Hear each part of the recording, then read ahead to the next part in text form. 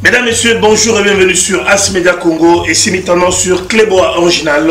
Je suis Jerry Mukuna et je viens pour vous présenter votre émission au son de la trompette. Merci à Winnie Kunda qui est derrière la caméra et qui fait la réalisation. Je dis également merci à Yalolo Swami, film et Bandi ici et Bandakala. Et pourquoi pas aussi un grand bonsoir à mon vieux César Ngadi, celui qui a toujours l'habitude de vous dire tout le monde est d'accord et il en restera ainsi pendant très longtemps. Et également merci à Edino Image et pourquoi pas merci aussi à Mado Chako, celle qu'on appelle la reine. La reine, c'est-à-dire celle qui conduit aujourd'hui la presse féminine ici dans la diaspora. Chers amis, nous recevons ce soir dans votre émission au son de la trompette Monsieur Paul Lukela, l'homme du Kairos, celui qu'on appelle l'arbre sans saison. Il est avec nous sur ce plateau, c'est un artiste musicien chrétien. Et je vous rappelle également que notre émission se passe en deux langues, donc c'est-à-dire nous sommes bilingues, on parle en français et en lingala. Et parce que c'est une émission suivie par la communauté congolaise, nous allons parler en lingala, Mbote Nabino Bandeko.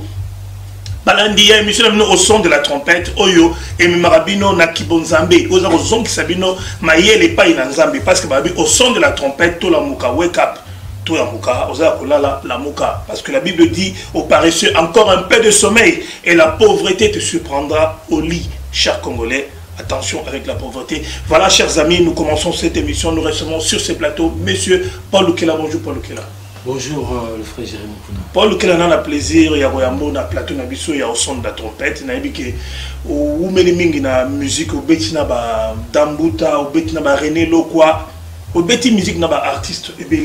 Mais bonne musique, parce que tu as un arbre sans saison, il y a un album. Il y a un oyo bato basepelaka nango ekenda boni na bandi depuis sa sortie ça a pris des années arbre sans saison et pas mboli bato belé et puis ça a très bien fonctionné et puis ça a été bien vendu aussi na milieu na biso communauté et puis à l'extérieur preuve année que l'album était sorti na cette ba tourner belé et puis na bité ba concert belé na bandi aux témoins et à chaque événement que j'ai produit ici en France et puis ailleurs à travers Arbre sans saison. Vraiment, Arbre sans saison, il fonctionnait très bien.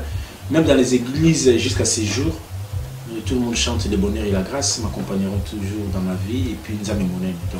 Mais quand tu parles, quand tu dis que tu as fait des tournées, donc c'est-à-dire que tu es par au Québec, outre-mer, donc c'est-à-dire au Québec, Haïti,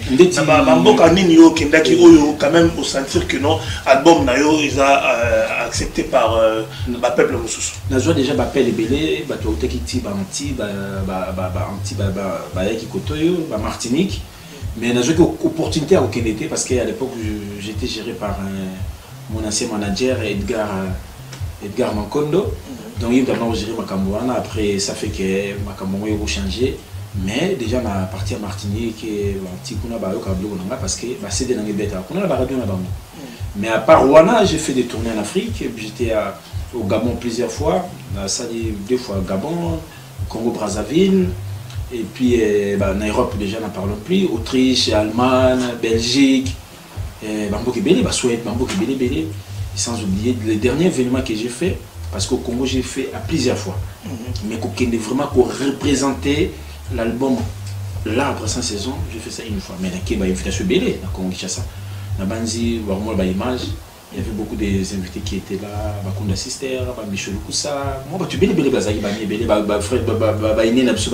aussi. Ah, ok. Avant que tu puisses nous interpréter une de tes chansons, dites-nous un peu, qu'est-ce qui ne va pas? Et là, on est au Salim, au Simbati, à Napoto.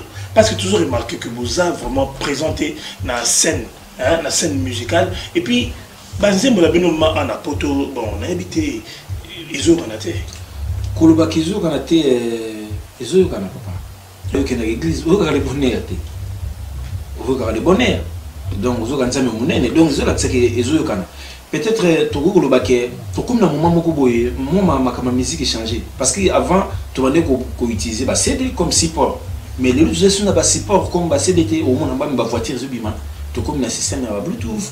Donc ma caméra c'est comme téléchargement iTunes iTunes ce que ça ba maman na biso ba ki mo boso ko somba biso ba CD ba comme la difficulté wana ya ko ndenge ya ko zo musique na biso ko beta ko télécharger donc faut monter télécharger na portable et puis pour télécharger on faut acheter Mais la jeune génération, bazar rapide, bazar dans la portable dans la banque. Il y a un jour, on a su quoi, ça dit moins de différence, aucune église, il y a assez de lignes. Pareil, assez des ajustés. Donc c'est ça, il y a moins décalage dans ma campagne. Bon, c'est pour mon communauté, là, tu as toujours un retard. La technologie s'est évoluée, tu as toujours le caca va céder. C'est ça maintenant le problème. Papi Eli fallait passer sur ces plateaux au son de la trompette. Il a dit que Absingé Logomo est très important. Bozo, vous êtes tellement divisé. Vous les artistes qui s'appelaient entre guillemets artistes chrétiens.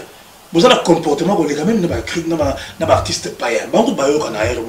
Mais bino, vous avez une unité, donc on a une division incroyable. Qu'est-ce qui explique tout cela? Peut-être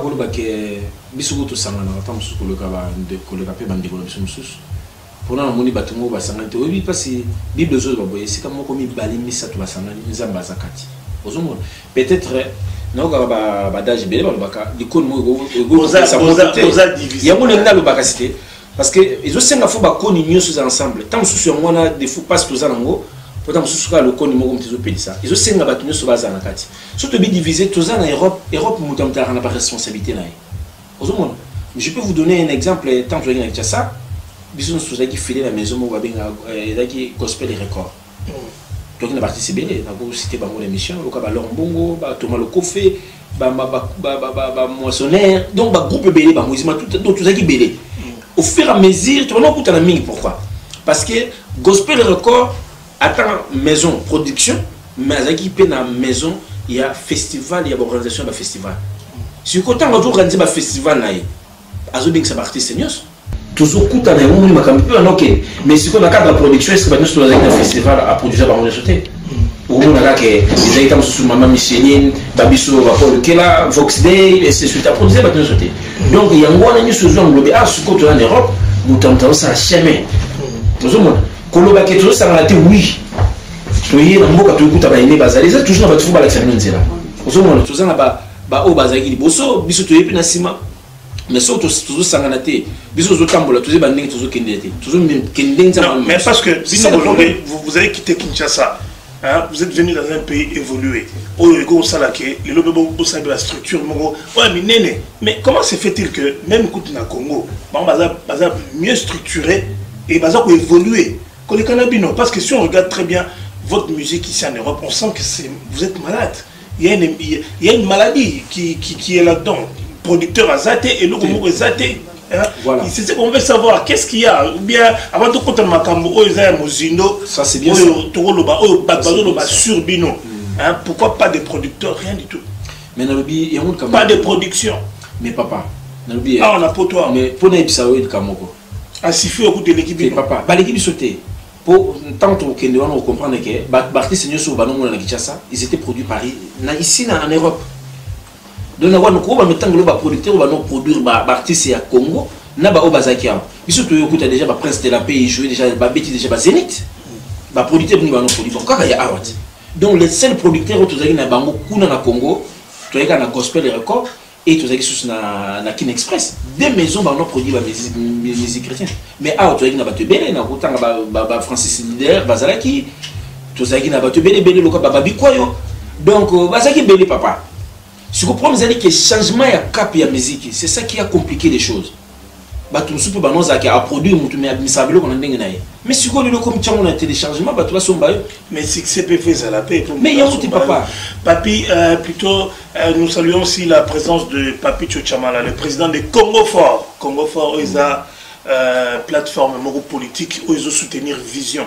Il y a chef de l'État, un fervent défenseur de l'éradication des antivaleurs na Mboka Nabiso. Voilà, donc Papi Tchochamala, bonsoir à toi. Paul Lukela, Tozana Essengominga Oyambo, na plateau Nabiso ya au son de la trompette, Tolingito ka Betelep Somoa et Logomopo, émission Bezarapé, Loba, mais Betande, Yembande. Si on a des sola Kairos. Robert a des sola Kairos, mais on a mon Kairos. Il dit mon Kairos, Bandebayo Kaka déjà. Parce que nous Goya, mais nous bandar pour 116 ans, nous avons déjà Bayokaka. Donc Kairos, c'est moi l'accès. Kairos veut dire seulement le temps. Et moi, comme on a, ils ont dans ma commune, Ecclésiaste 3, 11, nous avons tout dans un chaque chose a son temps. Donc Dieu fait bon chaque chose à son temps. Donc Kairos Yangwan.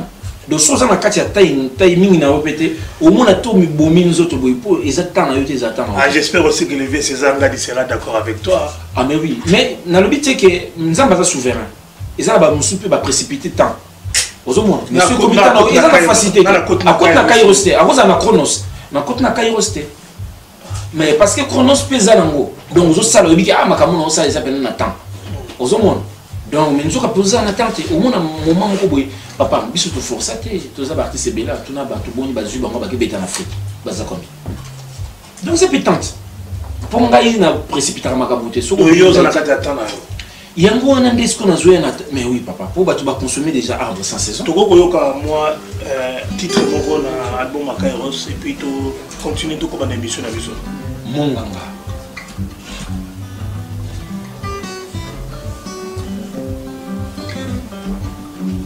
Monganga nangae, monganga nangae, bika mwana nangae, bika mwana nangae, kufana yo yango ndelise kwa nangae yoshwa. Isekwa na yo yango nde pesinga bomoy oya simbanga na loboko na nyabotola ngai azate. Pourquoi chercher les vivants parmi les morts? Pourquoi chercher les vivants parmi les morts?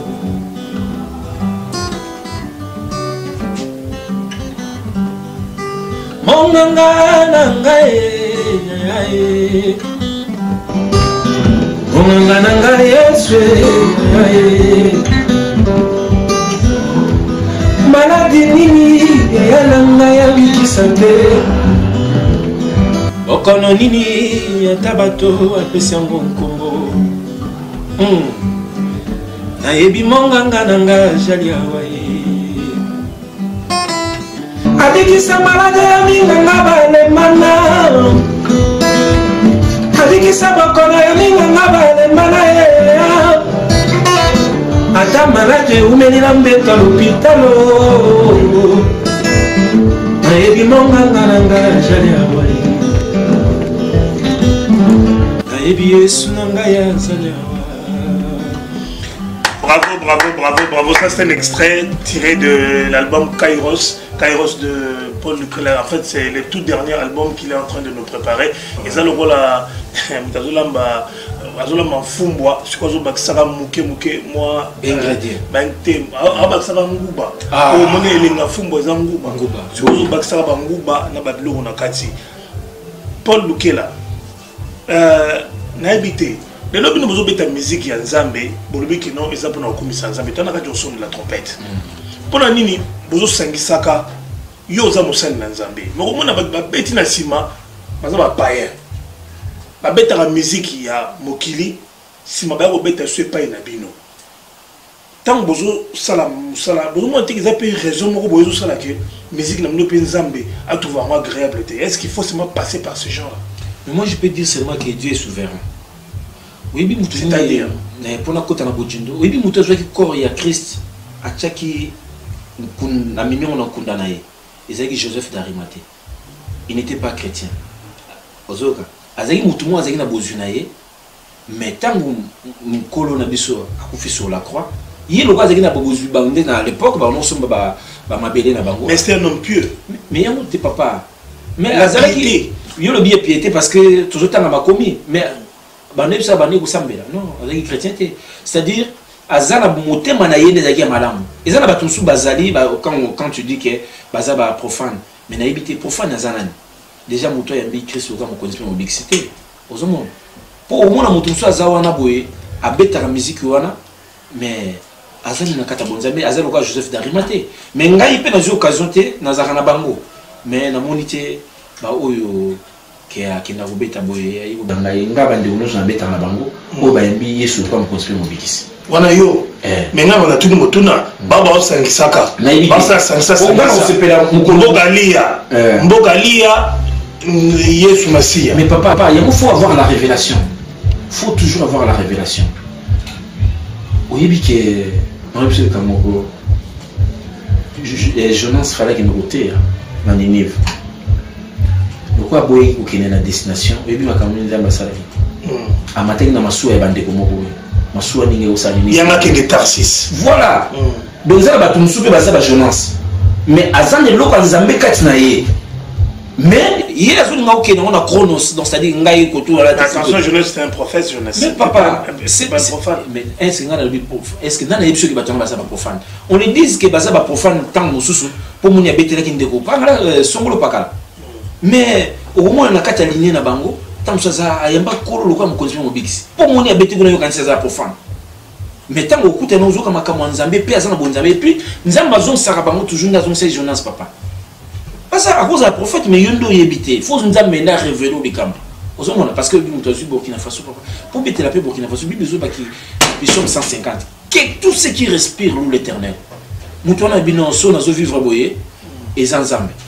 Aïe ou bêter Nzambe. Mais tant sous ces recommandations t'attends Nzambe biso ya bêta. Nous avons vu les gens, ils ont venu jouer nakata musala tata mais lelo bangwana bazo sela Nzambe siko so biso to rejeter ki bango. Mais est-ce que vous avez que un moro comportement où il y a bino d'artistes vous avez vraiment la qui bon Nzambe ninge sengel terme on ça que musique ne peut et comme que zonga pi moi si pas bon son babino souster koloba ke tozotambo na ki bon Nzambe te ezamo passe muke on il faut koyeba pourquoi les Cambozo comment on a limité que écoute album parce que mon état d'âme yamoto état d'âme ya ba musicien n'est pas même déjà à la base il y a une productivité au besoin actuellement ce qui to kayine ngona ngai na limité parce que moto yebi état d'âme moto azate parfois vous pouvez voir quelqu'un de toi nord le bakala au komona sango na sutani et vous avez que ah ouais azana sutani boye ndeye mtaza 5 le kabatinos ozomona mais soka longo di kraila mba na lokanga na lati kairos boye ozomona. Allez, aucun ça m'a camussus. Aux hommes, on écoute bien. Mais il y a un tas de bossoir. C'est-à-dire, les ensembles mendent mutaza katia mutu. Pour y avoir mutaza mutu mala mutu mutu mabe, les hommes mutaza juger mutu. C'est compliqué. Parce que sur le billet, aux autres mingi pour na biso bato Europe, je te comprends. Mais banane yango ozo quand ça na kichasa, et bazo propulser ma casse koleka bata photo pe banane. Yo banda ko tangi bangai, tant mususu zo ba pété. Non, mais parce que nous avons un problème aujourd'hui. Lorsqu'on parle de il y a un serviteur de Dieu. Tout le temps va comboter. Ça c'est des non, c'est pas les noms. On fait seulement en général. Voilà. Parce que vous parlez des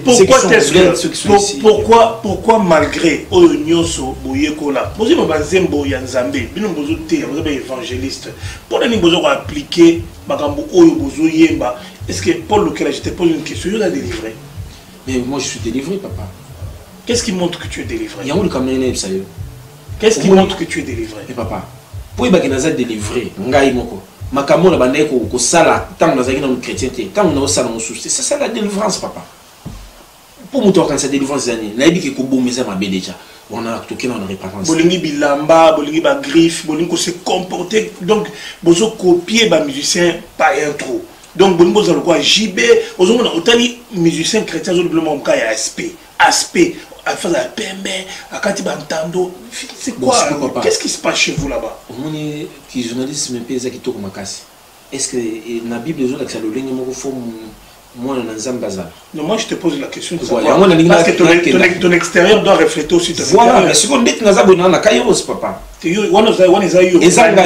Mais dans le but papa. Veste. Ah bon pour l'année. Tout que non toujours on a moi c'est manqué. Bolim c'est papa. Mon but surtout yambi ba nkolo à l'époque sango malamu ya mwana Nzambe ekoke. On a intimidation. Ti on a Nzambe malamu.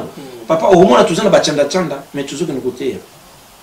En fait il faut la ndenge dans le Bible monde était mais monde est changé. À l'époque on a ezaki na basanda mais nous tous on a basanda. Par exemple il sanga toya on a poto basanga ba veste. Ce qu'on fona ke la mandenge ni pour la tapo ba ki na za frère.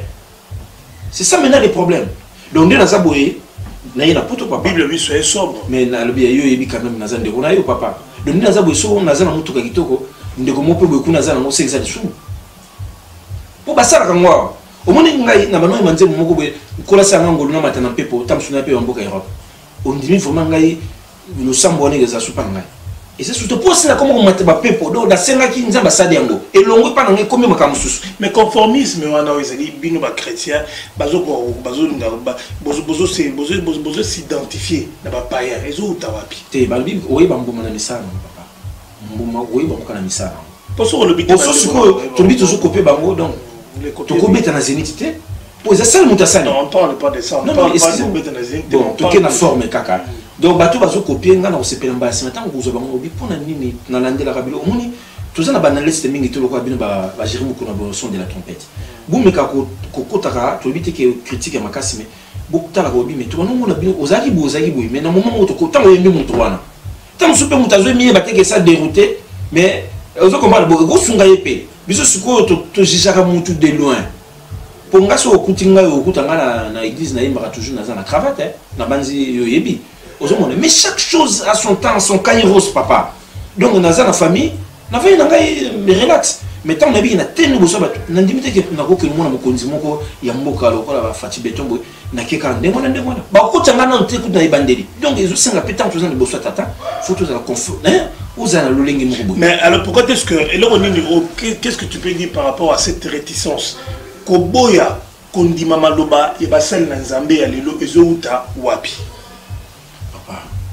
Basel Nzambe on a comme des yemba aventurer wana mais comment est-ce que mutu Nzambe akoma un niveau mutu moko alobapé quoi aventurer wana oui bi pona nini soki na mbetela ko ndakisa moko na longoli kazaka oyo okikutanga isika moko boy songolo pakala papa yozo zonga na ndenge oyebe ngake mwambe wa Nzambe mbala sana siko okikutanga isika oyo singela kitokutanga kokutanga na ko sala eza makambi ba différent pona ko kenanga pepa mbuta lombi oyebi azana restaurant na kina di yo so kutanga no binanga pe frère apengo wana concept ya ba Congo ya ba africain par exemple mais ceux qui okutinga na makamabe papa de kambo na mondo yo yangote wande malamu mais kokutanga na sika tamso na vandi oyebi pe makambo sate biso komaka ko analyser ana monaki mwambi ya bimi place moko boye ba to ba milaka makopo nzoka ko ba saka montable tamso na soma ina montable ozomo mais ce ko bien ngo pe ko zala tunanga papa na monaki kuna ha na kene ko na ko montable ngai na di aux informations mais yo soko mutu mwa de qui on a mon écoute ba frère et talabi ma rappelle sur batté quand taba batu ba mela masanga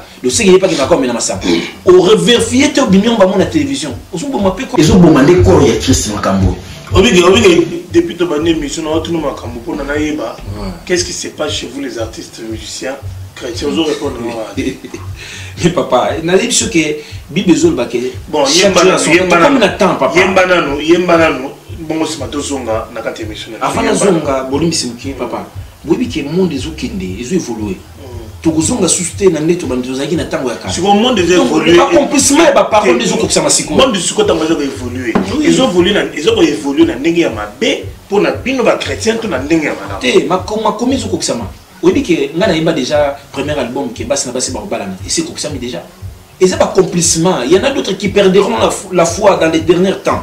Mais il y a un état bungi sur le matin, mais quand on dit mais bungi non zo ba on a boy ah tika pasteur on a azaswa bonzambete c'est-à-dire a bungi si qu'on dit maman katina à travers le monde il y a un moment nga ndingi na bungi si qu'on dit maman à travers le monde pour mutu aza mutu mais na kanamande na Christ yembele selo moko oyo sala César Ngadi plaisir yepe amona ke Nzambe pe azanzambe quoi wili kunda iba ke Nzambe azanzambe yana nga lolo swami aiba ke Nzambe azanzambe ye mama loko mama Esther Mukuna asepela donc ndemo toujours nous puiser toujours na kata kairos donc ndemo nazo ba kezangolo komona ba ya lolo tout monde ka bango à l'époque mais so na moni beza pe ngolo comment on peut gérer pour Nataka Bozaka à l'époque Balinda ya groupe na biso ya les amis de César Ngadi assez belle voilà donc on dit mon jeu mangolo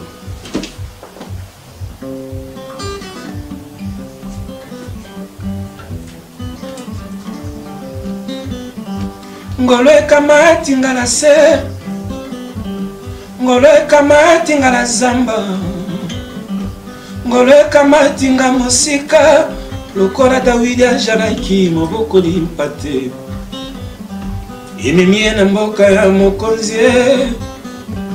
ekomisi ye nde mokonzi ngoluwe ngolo ekipaka ekolo te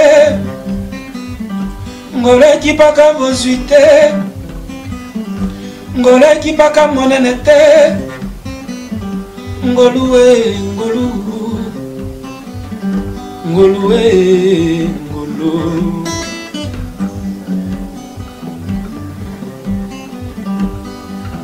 soki ezalaki kaka mpona mama soki ezalaki mpona papa me ngai nalimwa kala ye me ngai nakota mabele semence na ngai ezali ya Yesu soki nazovivre boye eza maloba ya Nzambe assurance na ngai eza kaka ngolu ce n'est plus moi qui vis mais c'est Christ qui vit en moi ye pakola mina yo esopani na moto na ngai se yo kaka nde yo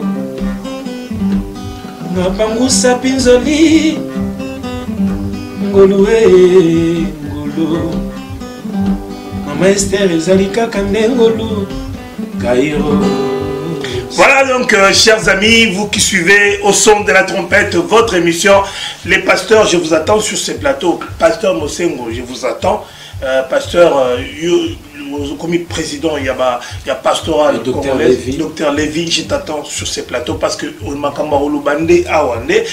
y a René Lokwa, je t'attends sur ces plateaux. Dambuta, et bon, Thomas Lokofé. 2 mètres quelques na ozelo ana plateau oyo potolo makama nzambe na ndenge singeli awa na au son de la trompette Paul Lukela. Nous tendons tout doucement vers la fin de notre émission. Pourquoi est-ce que vous ne priez pas assez? Pas ni bosala structure moroté bouillé parce que d'abord mambozo sala eza pour la gloire ya Nzambe. D'abord Dieu et le reste vient après. Pourquoi vous ne priez pas assez mais vous voulez plus que Dieu vous donne? Or, bino bozo kote li kama Nzambe te. Pour les longs tazo sambe zo Nzambe kote li kama ngai. Est-ce qu'on ne trouve pas qu'on doit faire l'inverse plutôt? Biso ne sera du kote kama Nzambe. Parce que nous ne peut pas demander à Dieu à kote kama na biso lorsque nous vivons dans dans ce qui n'honore pas Dieu. Hein? Pas ni bongo kote li kama Nzambe te, bonika Nzamba kote kama na bino. Merci beaucoup. Question est très très important. Na sepeli mingi et puis na pesi Papa Jackson pour mon beauté, Papa Jackson a initiative et a sensation pour l'artiste à Paris et puis vous allez étendre partout. C'est déjà une bonne idée. Namoni bandab sotoyer la plateforme est belle zone au Salama. Et on a dit moni là on se fait à Canada Nzambe. Peut-être moi guerre des étoiles pesali et ça la qui est 27 sauter mais koloba ke tout coûte tout sambela faut qu'à battre initiative. Pour moi, mais les musiciens autour autour photo ça la plateforme et comme la plateforme beaucoup tanaka au moins même Christian a une disciple donc faut battre parmi les 12 bazana incident nzamba Christ au milieu de ses frères ya bayuda ba on di maigati donc to bano zalaka ndenge toujours tambola nango pe bango baleki wana baso basangani ozomona donc tous à la sûr que makamoni banozanga kati mais faut avoir la révélation d'être ensemble pour construire quelque chose de positif pour la cause du royaume. Donc s'il faut vous retrouver dans un studio pour chanter ensemble, là c'est possible. Mais s'il faut prier l'éternel Dieu, le créateur de toutes choses, c'est impossible. Donc je comprends rien. Parce non, mon sali, papa, tu sais bien impossible, n'a expliqué autre. Nditingai, nakenda na assemblée locale nakenda kusambela. Mais basa pe l'église, ba musicien, ba ninga otokuta na kana ba basa pe l'église. Tant zo ba tokuta na to sambela. Impossible. Mais tout ça là on peut te rouler baka boiti na epession même une fois par mois. Mais la pession d'exat. Bolo epesal. To za kande na plateforme te faut to kuta na awa na France ezate. Ba sala ki ngo moment moko boya prier ko kufa nango. Pourquoi? Mais papa, na lobi to rouler mokaka boiti, o moni makambo ngo wa. Faut moyi tala na pession d'exat papa. Faut Samuel aya ko wendre David. Ce qui va wendre yote, o ko mema peuple te. C'est ça le secret. Mutu msupe yango na zoba noke azana kata chrono azana chronos yezo mona ketam su yende ka fata musabato menzoka na parmi na famille ya David fallait ka bake nous mutu mo azali na zamba tant biso to ba no comprendre que et vous appelle les qui comme to tant ça peut gopo et puis c'est opportunité biso soko to no maka banza mendeni fallait za la kaka ancien oyo ba umela ki motango mulai bango mutu fo batambu sa plateforme c'est ça qui est le danger pour ceux qui bongo na limite que Nzambangalo bana Samuel qui nous wendre ngai na famille intel pourtant a commis présenter bana nyonso na banzo yebi mais après bibana nyonso si nzamba yebi sinde samoli ke yete donc moko atikalaki ba yeko ndima tang ba wendre yim tata musa ibana Israël papa biso suko toza na problème wana yango pona ko loba vraiment na bosolo que toujours quand ça peut diriger plateforme moko ko sangisa ba mesen donc je na to kutana kata par mois to sambelaka faut mutonga za kaka ancien yango wana moni papa Jackson ponga jupi di kanisa bi papa to kutanaka to sunganaka na makama nzambe na ni na balo sambo ego ide bife biso mais soki nzambe na kata plateforme na bike e ozala mwambi to papier di fatambos to acceptango to de Paul Moulage atambusa et vous appelez l'oiseau du jour Clovis Makola et vous appelez bien sous ozomona mais soto le bika que non faut attendre sous ancien moko boye toujours quand ça est ancien mais nous quand na kata plein divinité aussi mbaté. Alors nous sommes pratiquement à la fin, donc les temps s'égrènent dans notre temps qui nous est imparti et comme vraiment Nasuka. Paul Lukela, quels sont tes programmes, projets d'avenir des futures années? Kairos. Nabandi. Dans un studio, tu fais quoi? Je suis déjà en plein studio. Nabandi Boukika moi quelques extraits. Si nous avons pessi makoki pour suko ba production bison to comment ko produire. Nabandi yebike. Dans une équipe nangai to saka ba production pe biso moko. Mais ça n'empêche pas que mutumo pa ko ya binga pe na ninga ko tsali kamboyo. Apesi même solo na eza mabete. Mais le corps to ça déjà to yima kamonde eza la biso mo tout ça. Donc quand il se commis déjà prêt, naza déjà dans studio, Solinza Masungi ba papi tama ba président Congo fort ba continuer mo makambango, ba soutenir, on est bazo soutenir en haut pour œuvre de Kenya. Mais pour ça téga ngala pesi pour la retour té. Biso linginde pour la minute on fait pas pour le succès. On fait pour la cause du royaume. Moutaki nzembo pambola ezaki na souci, azaki na makambuta to leki na batambo très difficile avec le Covid. Na bengango Kaido virus. Donc un ange déçu. Kaido virus. Parce que biso to omoni tamba zulinga corona, eza couronne bozola ta maladie moko couronne. Il a aza ko renité na kata fia bana nzambi. On a dit que c'est un ange déchu. Donc aza na c'est et beaucoup dire Christ. Kaido virus. Alors demain ou après-demain, qu'est-ce que tes fanatiques doivent attendre de toi? Si tu voulais parler, qu'est-ce que le peuple de Dieu doivent entendre de toi? Bananzambe basé la Kairos Soya, ils ont un message, il y a salut, il y a délivrance, ils ont un banzimo zopi sa kimia na mitema. So ils ont basungi, tout comme année prochaine, année prochaine déjà, Kairos est sur le marché. Et s'il y avait un petit conseil, hein, bon, s'il y avait un petit conseil à donner à certaines personnes qui dirigent l'église corps du Christ, hein, qu'est-ce que tu pourrais leur dire? En tant que serviteur de Dieu. Bolingonde et pas une zambazala. Ceux qui battent tata ou dans l'église bango bazana bolingote. Ba iba pe ki nzambi pa za kat na bangote. A ozape kat na binote. Donc boloko la batu boko sa pe berer mais bola ki sa bolingo kat na batu ana sa ki rer beaucoup tani pe bo solo li bo sengani bolimbis. Parce que so ba papa déjà bango bazo sala ngote. Ba papa bazo sala ngote. Bon siko bana basani. Ya on a pas mboli papa papa c'est Mosemo. Pastoral d'Europe. Na pamboli nzamba pamboli mingi. Au moins organisation qui en Europe côté à pastoral, il y a rien à dire. À ça dit mandat naé à PC ou esengeli ya kende. On a une plateforme. Ozomona papa. Photo comme na niveau ndengona ke pasteur wa l'équipe a tout comme moninga pasteur. Pour les aga dodo kamba na soni kafuta. Donc quand nous avons on internet mais bango il faut pas exemple pour na biso. Pour les années tinga pe na leki na komo lobela moninga na moko boye mai kalambai tout na komo lobela l'oiseau du jour na komo lobela pe ba vena ngaloka ba renouveler ka ba dambuto. Ozomona. Mais so na moninga ba na dikambo zali na keluka bango na biya ya na yoka dikambo pour na bino. Ozomona. Tant sous pesa bongote. Bon, si on a sait comment vous voyez l'émission à la télévision, vous avez bon qu'on démarre battre belé. Donc, bah, on faut voir exemple na biso makambo ba l'accès biso question moninga sa mabe. Senga ayo senga bolimbi c'est bisa yi. Suka ndeng bon de malam. So on a le ba suka ya loba na ba landi na biso ba landi au son de la trompette d'abord par rapport à ton émission son de la trompette. Qu'est-ce que tu peux pour nous tout ça man cadre qui toko vraiment nous on a tous ces équipe technique à bien donc sous couvert na il y a un abisso, ces amis qui nous aiment tellement, qui nous donnent des opportunités. Qu'est-ce que tu peux dire? Déjà, au son de la trompette. Au son de la trompette. Au son de la trompette. Pour émission, chaque fois, depuis un certain moment, on a des grandes émissions. Mais ce moment, émission après le Covid, après Isaka. Donc après, il y a une émission sur Soya. pour nakola que ça va dans nzambe musalani tout ça là pourquoi peut tout bombani parce que moi dans nzambo ya mataka na ngomba te pose instruction après au pesa kaka mon pépé na monoti ki moi comme roi Abraham donc concentré na kairos boy donc ils aussi na fo matana ngomba pose instruction mutu na nzambe nyonso mataka na ngomba akitaka toujours une instruction so mataka na ngomba te c'est bozo makabase ok makambo futa na likolo chose d'en haut ozomona makambo ezaka na sende nzamba pesi yo na likolo kiti na yo pesa libota.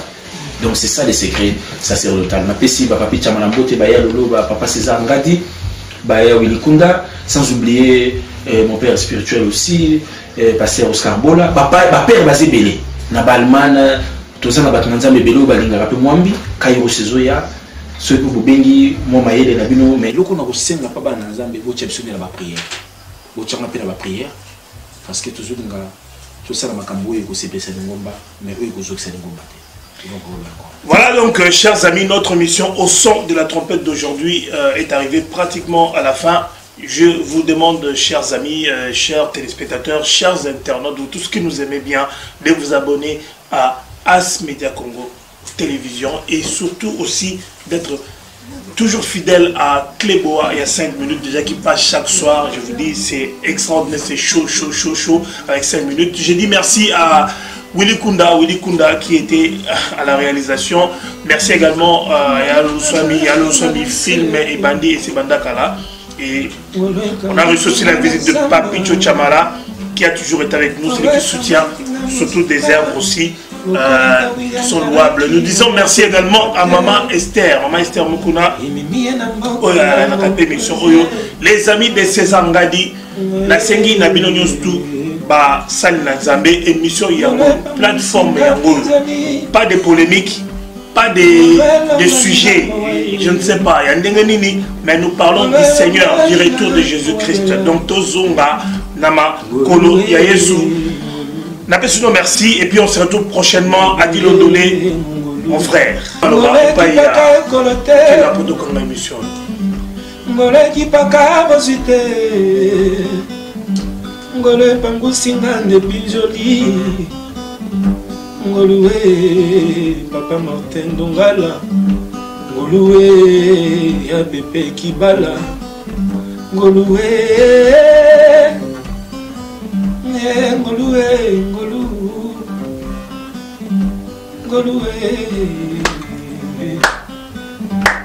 ngoluwe